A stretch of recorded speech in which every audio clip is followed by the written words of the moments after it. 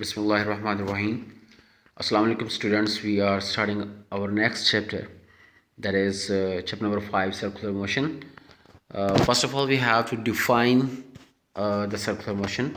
Circular motion can be defined in the simple words: motion of the body in the circular path is called the circular motion.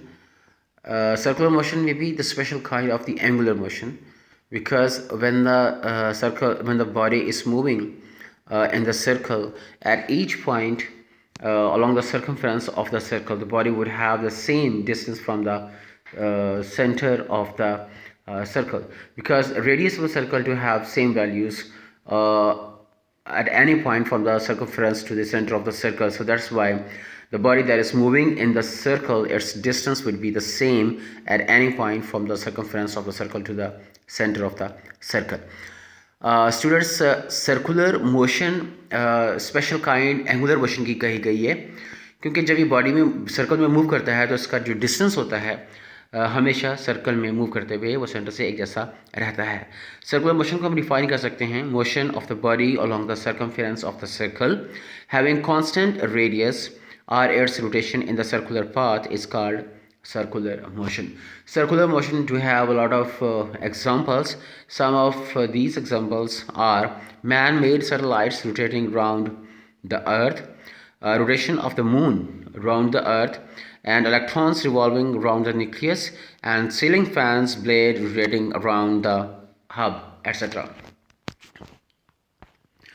Students, हम define करना चाहेंगे angular motion को भी, कि angular motion और circular motion में क्या difference हो सकता है.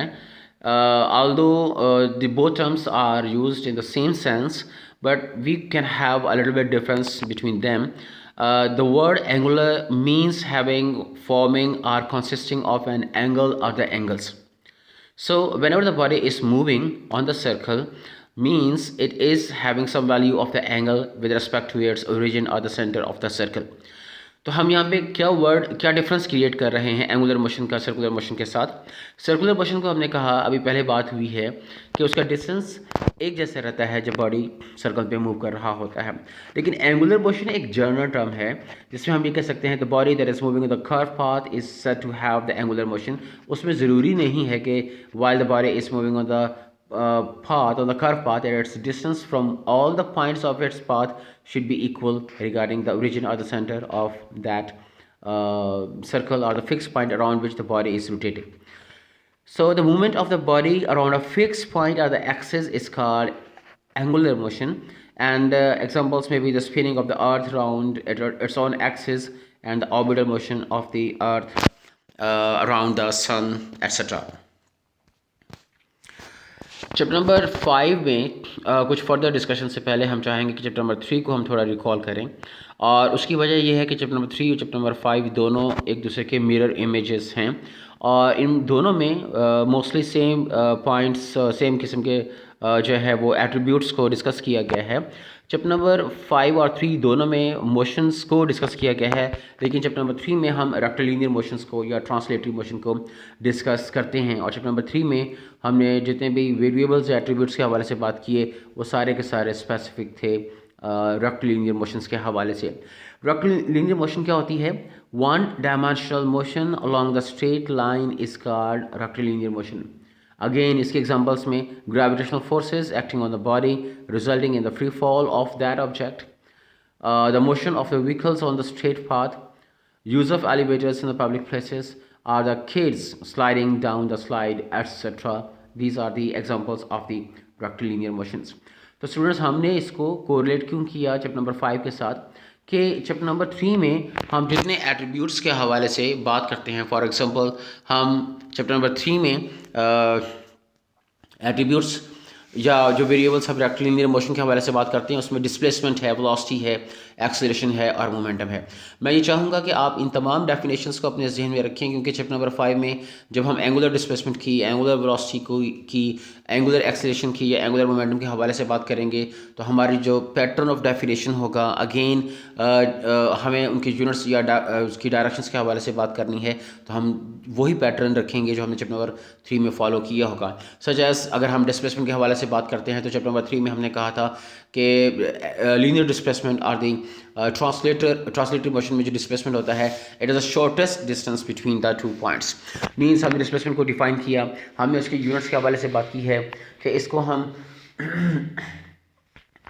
इन टर्म ऑफ मीटर्स जो हैं वो मेजर करते हैं, और इसकी डायरेक्शंस के हवाले से हमने बात की कि ये from initial to the final position होता है। तो सेम पैरामीटर्स में हम जितने भी वेरिएबल्स स्टेप नंबर 5 में डिस्कस करेंगे उसमें हम उनके डेफिनेशंस, उनके यूनिट्स, उनकी डायरेक्शंस एट्सेट्रा डिस्कस करेंगे। मतलब हम ये कह सकते हैं कि चैप्टर नंबर 5 और 3 एक दूसरे के साथ मिलते जुलते चैप्टर्स हैं, मिरर इमेजेस हैं, लेकिन इसमें डिफरेंस ये है कि चैप्टर नंबर 3 में हमने रेक्टिलिनियर मोशंस के हवाले से डिस्कशंस की हैं और चैप्टर नंबर 5 में हम सर्कुलर मोशंस के हवाले से बात करते हैं। तो students, attributes of the angular motion में अगर हम देखें तो angular displacement, angular velocity, angular acceleration और एंगुलर मोमेंटम है जो हम डिस्कस कर सकते हैं। तो फर्स्ट ऑफ ऑल हमने बात करनी है एंगुलर डिस्प्लेसमेंट्स के हवाले से। एंगुलर डिस्प्लेसमेंट को डिस्कस करने से पहले कुछ की पॉइंट्स हैं वो हमारे दिमाग में होने चाहिए ताकि हमें अंदाज़ा हो कि हमने क्या बातें डिस्कस करनी हैं। इन की पॉइंट्स में सबसे पहली चीज़ एंगुलर डिस्प्लेसमेंट की डेफिनेशन है और एक्सप्लेनेशन है विद एन एग्जांपल। उसके बाद यूनिट्स के हवाले से बात होगी, directions of the angular displacement के हवाले से बात होगी, एक रिलेशन है एस और थीटा, हम उसको देखेंगे, and the values of the radian in terms of degrees and the revolutions के हवाले से हम डिस्कस कर सकते हैं। So first of all definition of the angular displacement. जिस तरह चैप्टर नंबर 5 में, चैप्टर नंबर 3 में हम लोगों ने डिस्प्लेसमेंट को डिस्कस किया था और हमने कहा था कि वो डिस्प्लेसमेंट बेसिकली 2 पॉइंट्स के दरमियान एक शॉर्टेस्ट डिस्टेंस होता है। उसी तरह एक सेंटेंस हम यहाँ पे भी बोल सकते हैं कि body that is moving in the circle, it's distance on the circular path is called its angular displacement.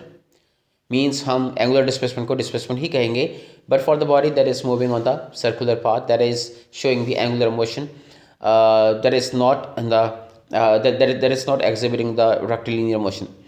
तो जो बॉडी दायरे में मूव कर रहा होता है उसने जितना डिस्टेंस कवर किया है from 1 point two the second point moving on the circle along the circumference of the circle, तो वो उसका एंगुलर डिस्प्लेसमेंट कहलाता है।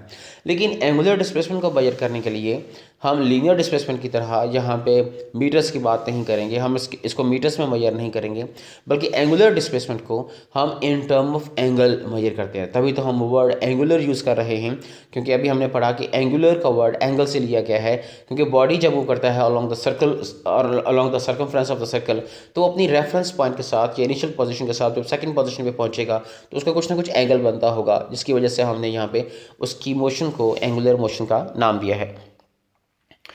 एंगुलर मोशन को displacement of the body moving in the circle या rotating along a circle around a fix point के लफ्ज़ में हम इसको डिफाइन कर सकते हैं।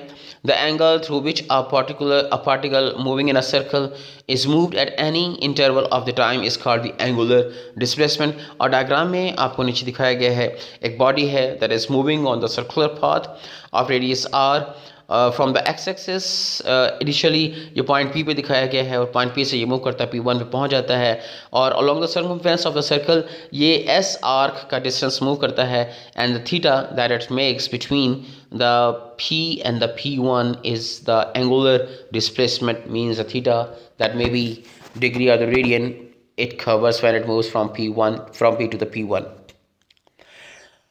एक्सप्लेनेशन के हवाले से एक इमेज आपको दिखाया गया है, ये इमेज हमारी बुक से लिया गया है, और इस इमेज में कंसेप्ट ये है कि एक रॉड है और उस रॉड के एक सिरे पर एक ऑब्जेक्ट लगाया गया है, एक मैस है, एक पार्टिकल, एक मैस मौजूद है, और उस जो है वो पार्टिकल का मैस सपोज m है, और ये जो रॉड है ये सेंटर में पिवटेड है, मींस के सेंटर के सेंट्रल पॉइंट में ये सेंट्रल पॉइंट के गिर्द ये रोटेट कर सकता है, और जब इसको मूव करवाया जाता है इस ऑब्जेक्ट को, इस रॉड को from the point suppose P, तो आफ्टर द टाइम T वो P1 पे पहुंच जाता है।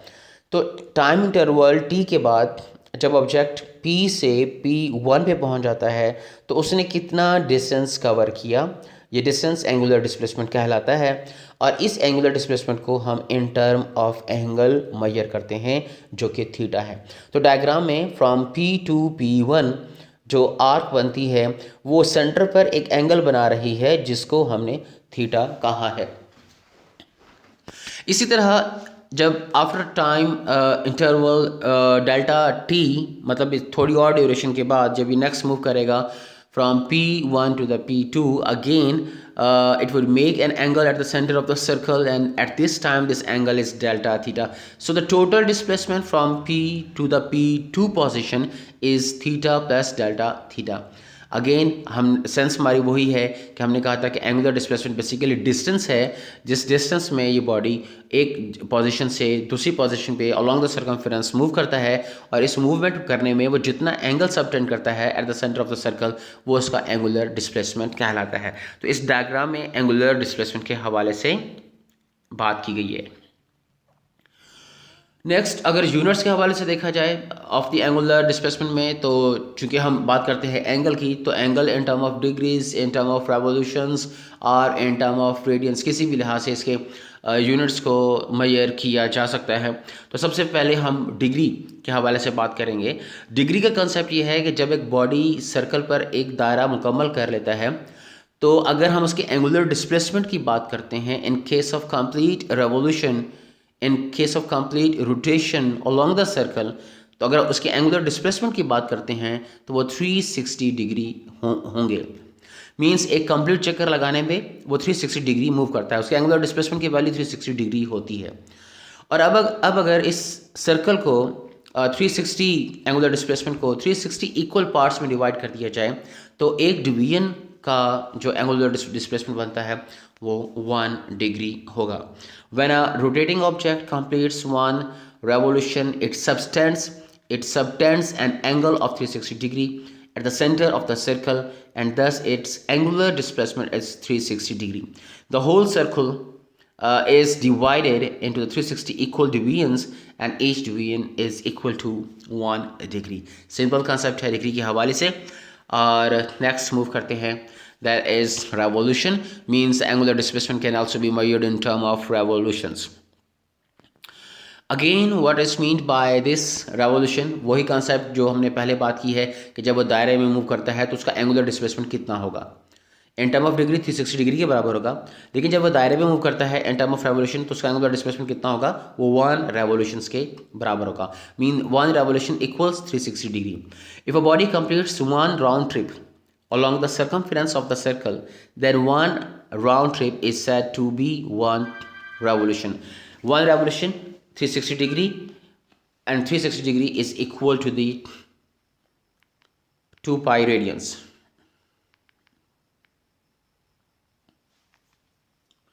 नेक्स्ट मूव करते हैं, the third angle is radian. Radian को हम चिप नंबर 1 में पढ़ चुके हैं, और चिप नंबर 1 में हम लोगों ने पढ़ा था कि when the body moves on the circle and it cuts the circumference of the circle,